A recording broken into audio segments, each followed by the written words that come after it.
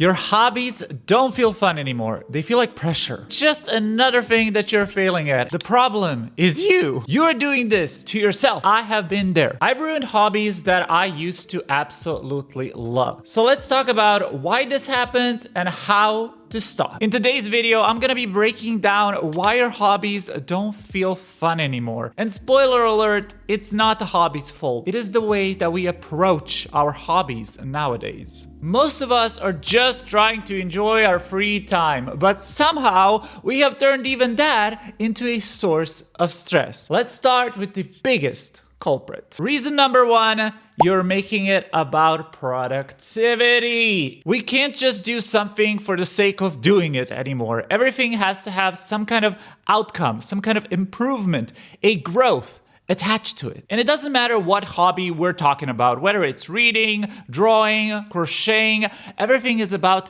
the output. That is such a toxic and unhealthy mindset to have because ultimately it should be about the process. Even with plants, a hobby that's supposed to be cozy, relaxing, and just joyful can be so stressful once you start thinking of it as something you have to do. It becomes more about the achievement than the enjoyment. And here is the wild thing. Hobbies are supposed to be the one area in your life that is not attached to productivity. You should just be doing it because you enjoy it, not because you can profit off of it, not because you can grow in any way, but just because it brings you joy. It's a silly activity that gives your little brain some serotonin and dopamine. We as a society have been really programmed by this productivity culture. Everything has to be optimized. Everything has to be perfect. Even your rest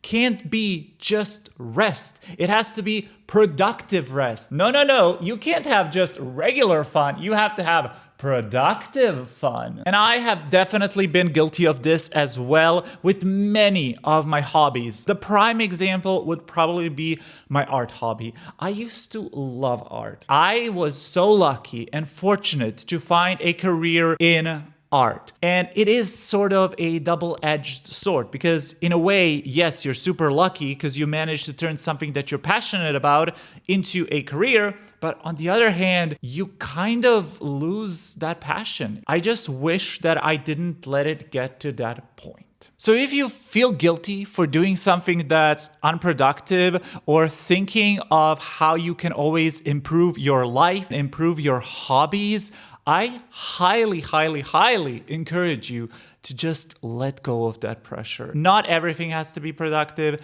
There is a time and place for productivity. And of course, easier said than done, right? But there is a really clear fix to all of this. It is letting go. It is allowing yourself to be bad. It is allowing yourself to do a hobby that is deemed useless. And guess what? If it brings you joy, if it brings you fun, if it's just something you want to do in the moment, it's not useless. And if something just feels nice, that's a good enough reason to do it. Number two, and this one I have been so guilty of, so guilty of, and I feel like this is a very common thing, and that is comparing yourselves to others. That's right. I used to suffer from this problem so much. I would always look at other people's artworks and I was like, man, I suck. Why was my first instinct when I saw a pretty piece of art, I suck? Why wasn't it, this is gorgeous, this is amazing, I would love to be able to achieve this level of fidelity one day in my art journey? Why was it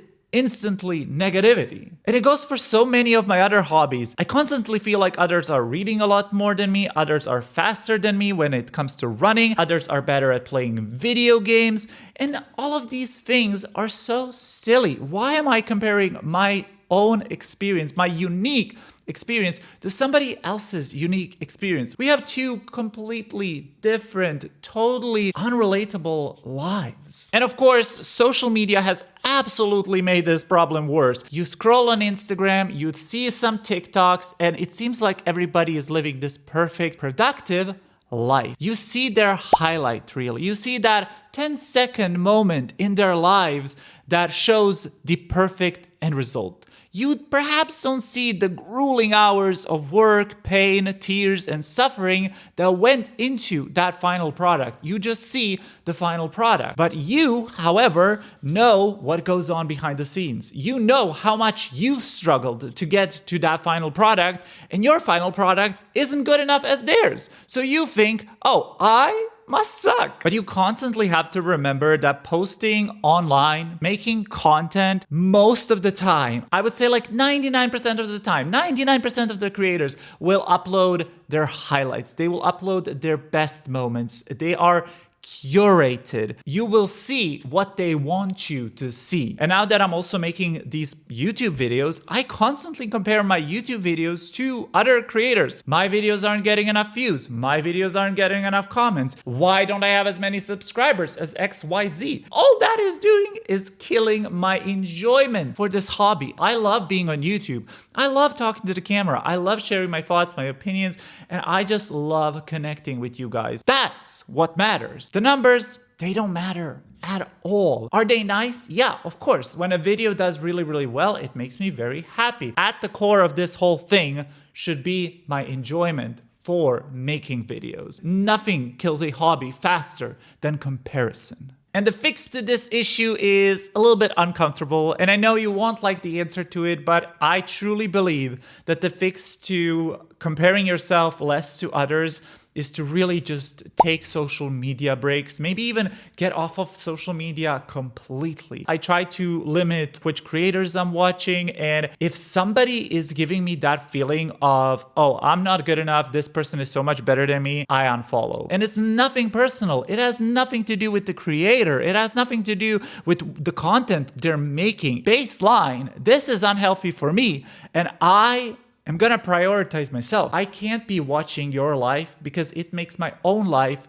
miserable. And your hobby will never look like or feel like somebody else's because it is yours. And you are the one who should feel good about it, not anybody else. The next tip I kind of already pointed to, and that is that you forgot that hobbies can be useless, that they can be pointless. There doesn't have to be an end goal. This does tie in with the productivity aspect, but I also want to focus more on the end result, on the goal, on the outcome. You don't need a finished piece of work in order to enjoy your hobby. Sometimes things can just be pointless. Sometimes you can do things just because you want to. And trust me, sometimes those activities are probably the most fun ones. All pressure is gone. There is no end goal. There is no finish line. All there is the process. Enjoying and having fun with the process. And I have felt this one a lot, especially if I've put hours and hours into a project and then I just have nothing to show for it. And I constantly felt like I was wasting my time. I felt like all of those hours I could have used to do something better, something more productive. Those hours weren't wasted. I was having fun, learning, being in touch with myself, and ultimately enjoying the process. I wasn't worried about the end goal. It can't be all about the final product. You need balance. And that is basically the lesson when it comes to life in general. You just need balance. You can't give 100% to everything. You can't work out every day. You can't eat healthy every day. You can't hang out with your friends every day. The same thing goes for hobbies. You can't be perfect at your hobbies every day. The fix, don't worry about wasting time. Just waste it. Who cares? Not everything has to be about productivity. You need rest just as much as you need productivity. One can't exist without the other. You need both. You need a balance. And in my personal opinion, I actually feel like we need more rest than productivity, especially in today's age. We all just need to take a couple of chill pills and just calm down. It's not that serious.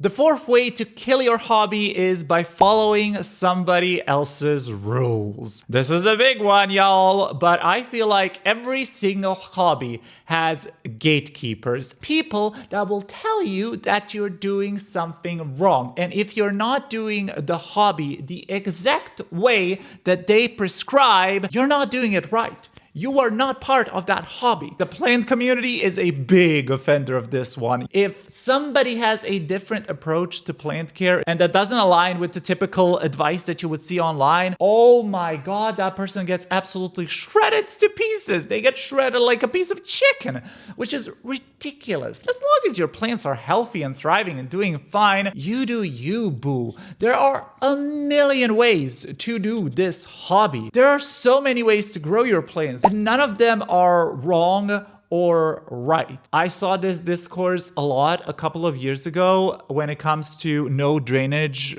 planting. People went nuts, and people are obsessed with the idea that you need drainage to grow healthy, happy plants. You don't. You don't. And there are so many people who have proven that you don't need drainage holes. But still, to this day, when I see somebody growing without drainage, there's at least gonna be one person.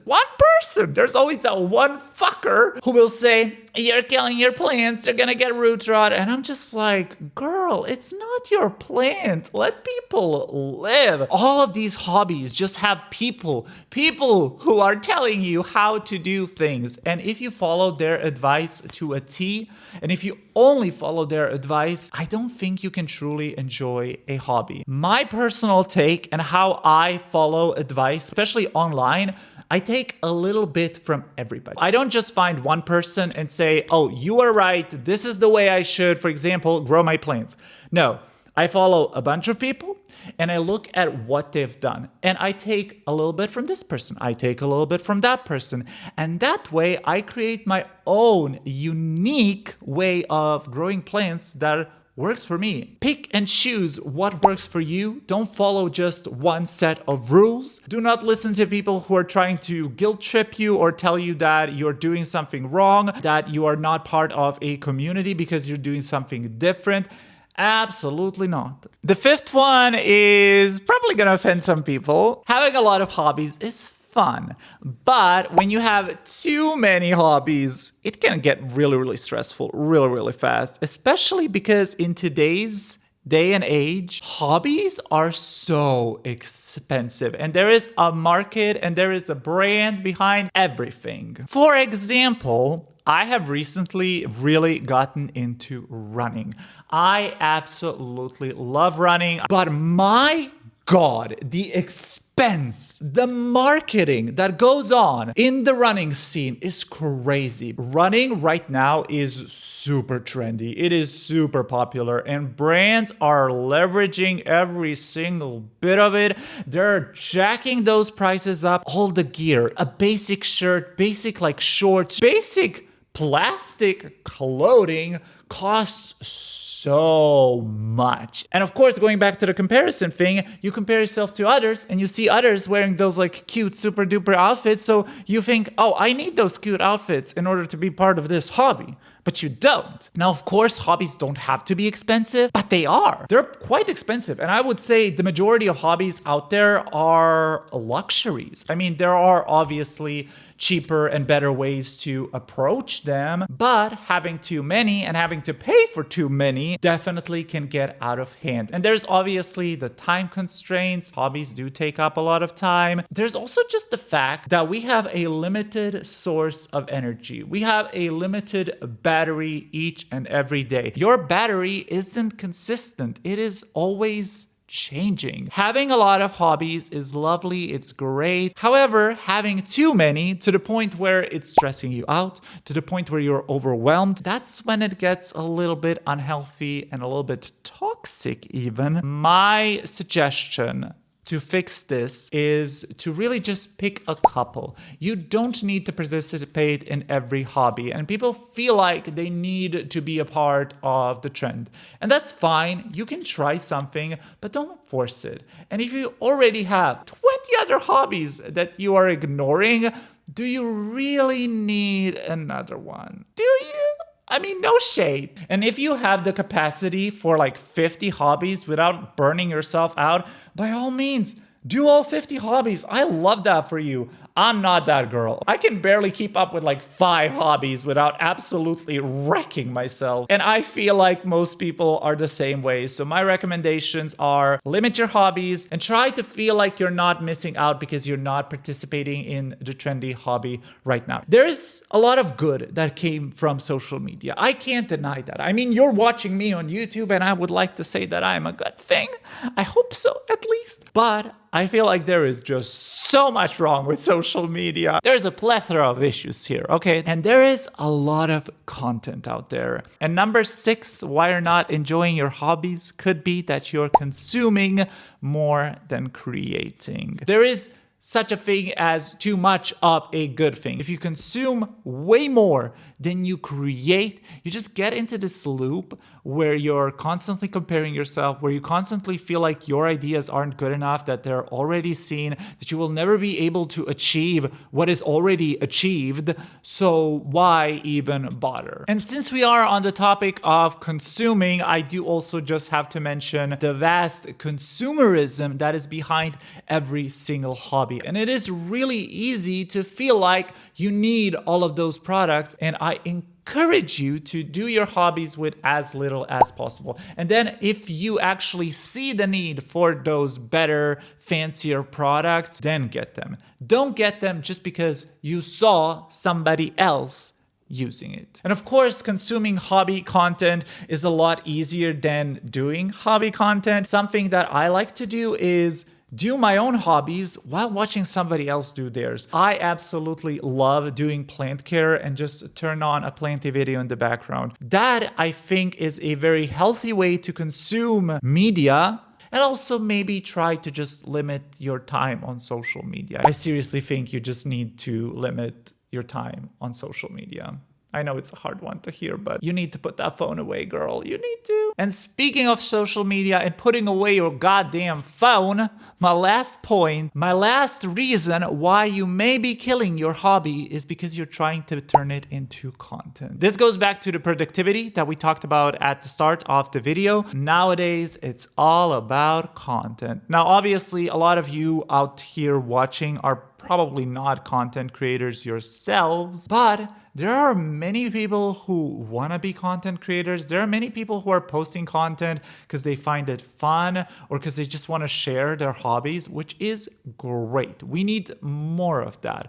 But it can turn toxic very, very quickly, especially when you're doing something just for the clicks, just for the views, just to post online. That is a trap that a lot of people fall into. I've been there myself, and it is still something that I am fighting with. It is still an ongoing battle in my own brain. It's really hard to find that balance of content that I enjoy making, but also that will get engagement. And I try to focus on that joy aspect. I try to put like 90% of my efforts into me just enjoying, into me just having fun with filming, with editing, and talking to you guys. And then the 10% I will put into actually thinking about how to package it for perhaps a broader audience and perhaps to get views. But turning every single thing that you do, every single thing that you make into content and thinking how you're gonna